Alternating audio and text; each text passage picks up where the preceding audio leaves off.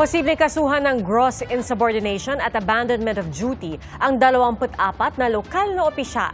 Ayon sa DILG, bumiyahe umano sila palabas ng bansa kahit nagbabanta noon ang bagyong Uwan. Saksi, si Mariz Umali.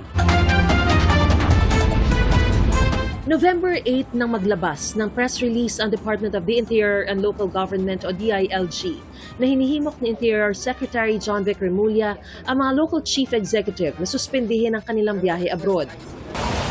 Nasa loob na noon ng Philippine Area of Responsibility ang bagyong Uwan na matinding dilubyo ang idinulot sa malaking bahagi ng Luzon. Pero sa gitna ng pananalasa nito, walang ilang lider ng mga bayang hinagupit ng bagyo. Kaya iniimbestigahan ng DILG ang 24 na opisyal na bumiyahe pa rin umano pa Europa sa kabila ng direktiba. Despite the directive, umalis sila ng November 9 to 15. Ayan ang kailangan nilang paliwanag kasi clear-cut guidelines yan eh. It is their moral duty to be cognizant of the approaching calamity.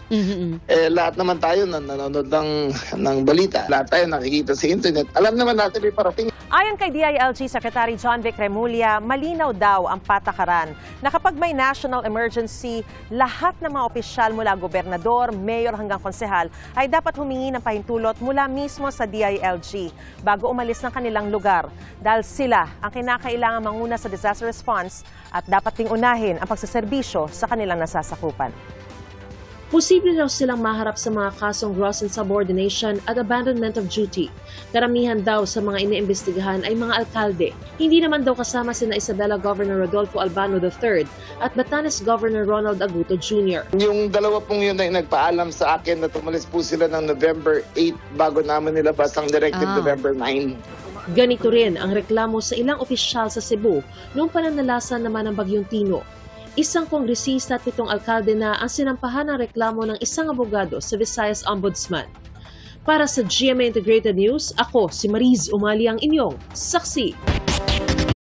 Mga kapuso, maging una sa saksi. Mag-subscribe sa GMA Integrated News sa YouTube para sa iba't ibang balita.